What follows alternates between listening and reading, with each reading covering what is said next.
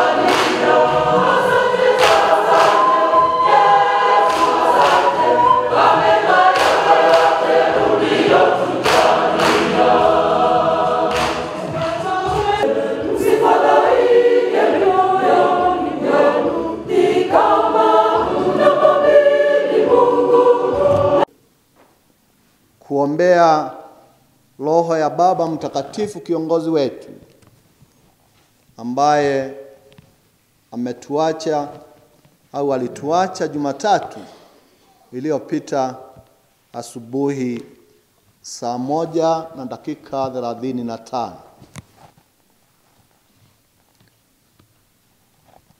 Tunavyoomboleza vizuri tukimshukuru Mungu kwa maisha yake matakatifu alimoishi kati yetu, na kwa imani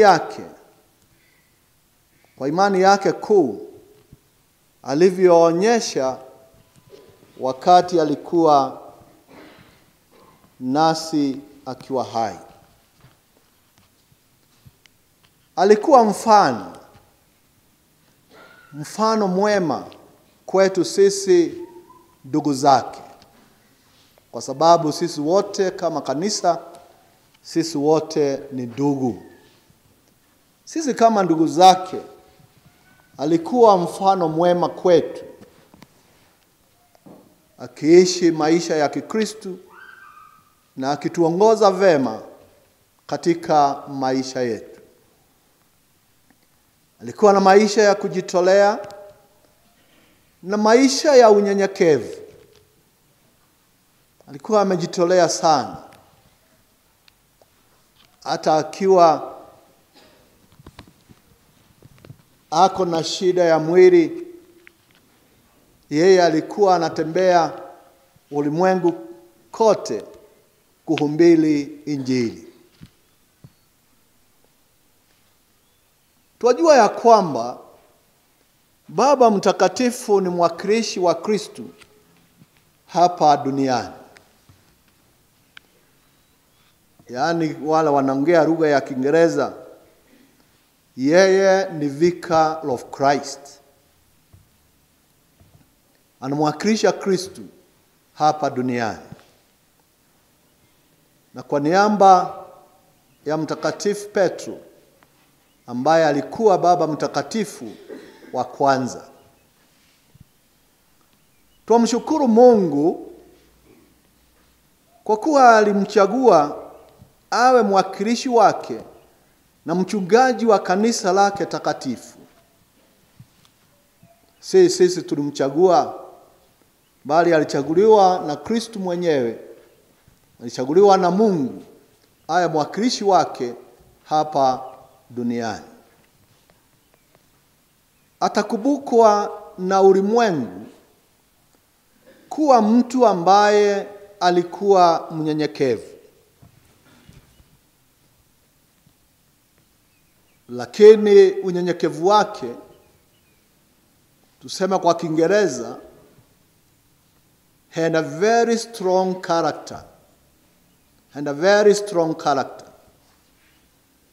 Sijui niseme nini kwa Kiswahili. Baba ambaye anaongozwa na imani. Alikuwa anaongozwa na imani hata akiwa mnyenyekevu, akiwa with that strong character, yeye alikuwa anaongozwa na imani. Tunajua ya kwamba hata kutoka mwanzo wa uongozi wake, neno la Mungu lilikuwa jimbo la kila jambo. Mkikumbuka exhortation ile alituandikia mwanzo, alituambia neno la Mungu ni mwanga wa kila binadamu, na ni mwanga wa kila jambo. Baba Mtakatifu alikuwa mtu wa huruma sana. Sisi wote twajua, hata yale yanaongewa katika media kwa wakati huu, ni kwamba Baba Mtakatifu alikuwa mtu wa huruma sana. Alipendelea kanisa ya huruma badala ya kanisa ya vikwazo vingi ndani yake. Ukikumbuka ile exhortation alituandikia, alituambia ya kwamba the church should be a church of mercy. The church should be a church of mercy. Si kanisa ya vikwazo, ya kwamba ni lazima watu wafuate haya. Ikiwa watu watafuata wazo wa kanisa, lakini ni lazima kanisa ionyeshe huruma.